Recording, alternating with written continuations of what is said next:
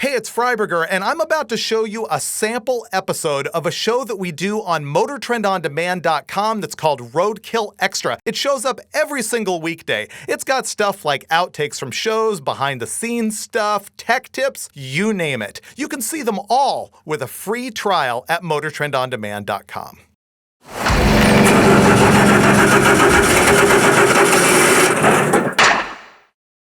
You would be really surprised by how many people see this car and have no idea whatsoever what it is. This is a 1980 Triumph TR7. Now, Triumph was a small motor car manufacturer in the UK, and in the US, they were best known for the sports cars, the TR2, TR3, TR4, TR5, TR6, and finally this, the TR7. The TR7 came out in 1978 as a hardtop coupe, and the convertible was not available. So a lot of the traditional sports car fans were really disappointed because in America it was the British sports car with the convertible top, the open motoring that really sold the cars. In 1979, this came out. This was the convertible version, and the production run of TR7s went until 1981. And that's when they finished. They also made a few V8 versions of this car with the Rover 3.5 liter V8 engine, which dates back to the old Buick and Oldsmobile 215 of 1961 to 63.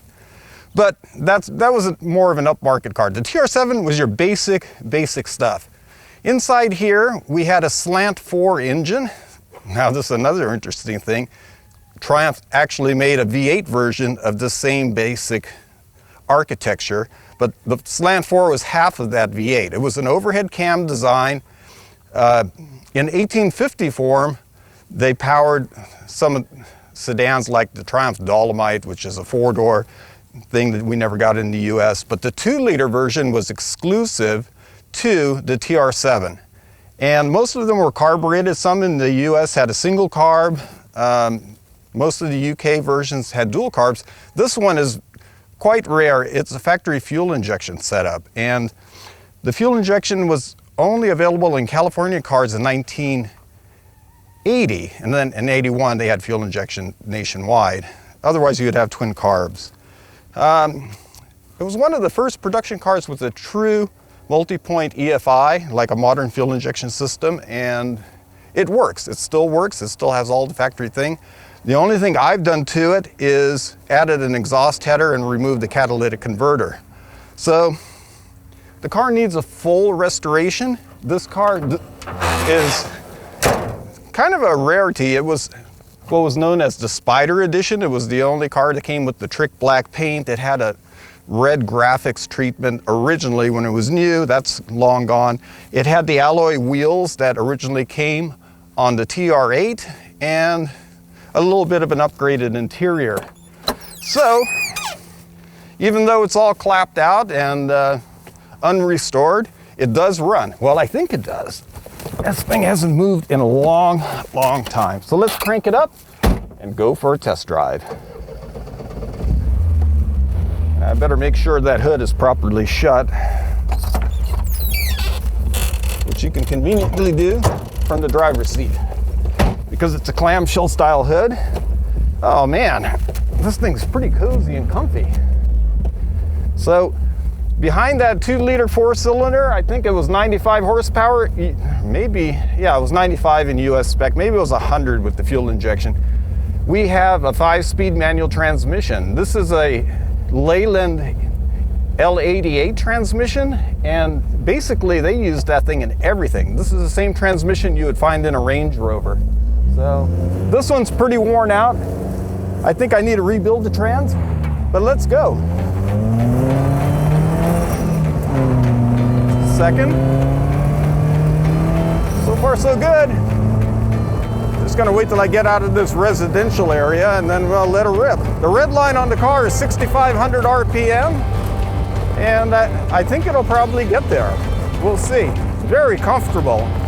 These cars are known for really good handling, although there was nothing special about the suspension. McPherson struts up front, a live axle in the back. This one has replacement springs, and a stock sway bar front and rear.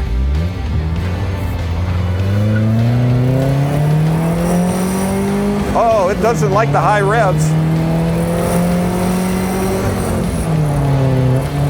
I accidentally grabbed overdrive instead of third. I think 5,000 RPM is all she wants. Even though she's showing 65, it would take a modified engine to really like that 6,500 RPM red line. But, you know, the car is really lightweight. I think it was 2,400 pounds stock, and around 100 horsepower is not too bad. Let's see if it'll do a burnout. I'll try doing a burnout in first gear and then quickly shift into second. Oh, that didn't go well. Try it again. Oh no, that's the clutch. No, she won't take second gear. So that's something you want to look out for when you're doing a burnout. Don't burn out your clutch. You can do a first gear burnout. Well, it's laying some scratch. No reason to go 6,500. But we'll just shift it at 5,200. Yeah, it's pretty sporty. Man, the cars really handle. Look at that thing. Yeah, maybe I'd better buckle up, actually. This seatbelt. I think I'll buckle up for safety's sake. Normally you do that before you take off, but you know, I forgot. I was so excited about driving the TR7. All right. The gearbox is a little worn. I'm gonna spin it around and try taking a hot corner and see how she handles. This thing holds the road.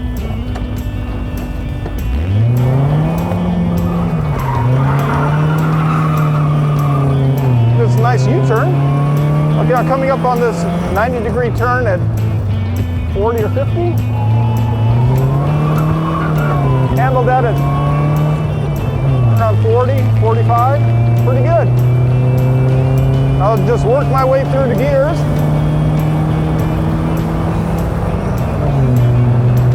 TR7, not a powerhouse, but you know, I want to park the heads and, and I want to put a cam in it, like a little bit hotter of a road cam. Here we go, this is a hot corner.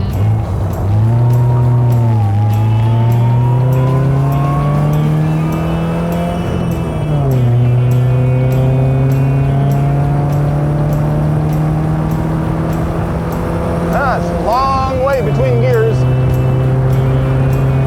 I can adjust my outside rearview mirror. So far, I'm finding the drive with the TR7 very enjoyable. It's remarkably sporty for having very little power and nothing special in the suspension. Let's see if it'll do a 180 here. Yeah, nice drifting ability. That's not bad.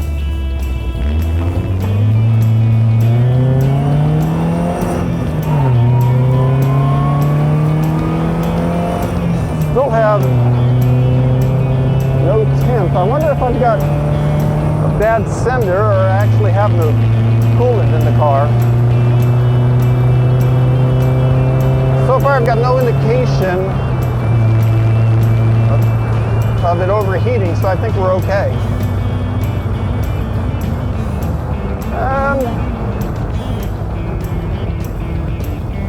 Don't want to seize my TR7 engine. I'd have to rebuild it then. It's quite nice having a running TR7.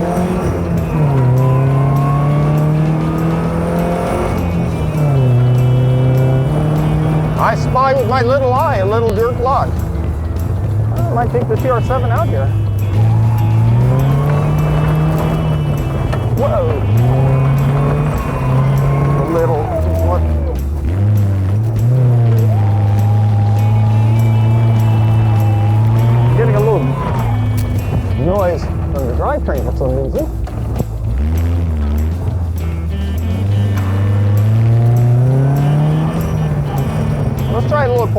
blast. This is old school.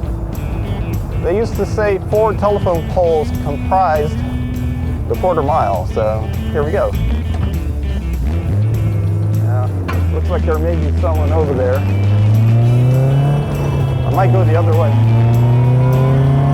Transmission's a little noisy.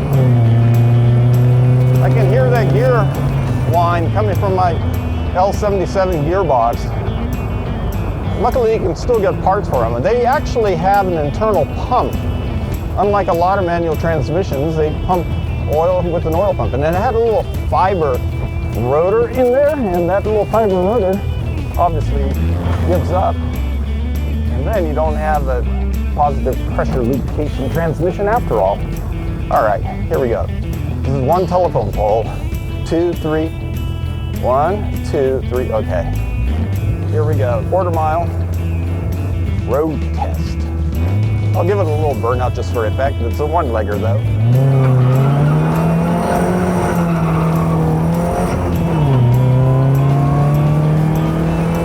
That's 1,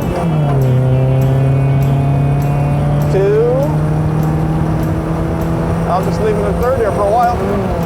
Power shift to that. And 80 miles an hour. Not bad. I guess I haven't tried really power shifting the transmission, except for that 3/4 shift there. So try running it through the gears a little briskly.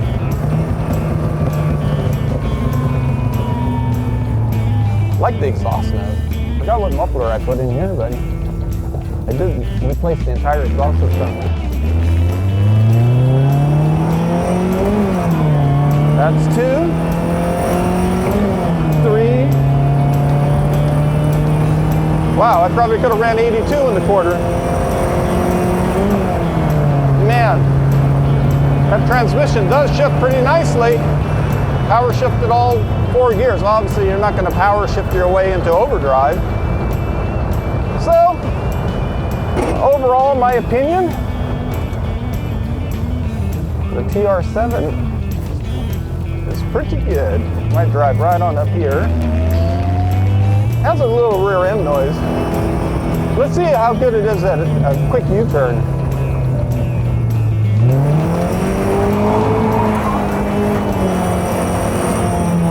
A little lack of traction. Very controllable.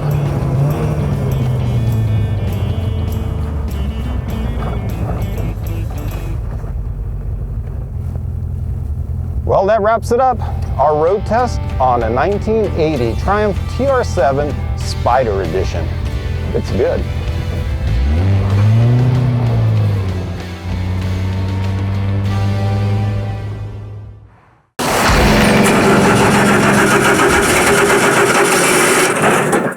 If you need more Roadkill Extra, go sign up right now.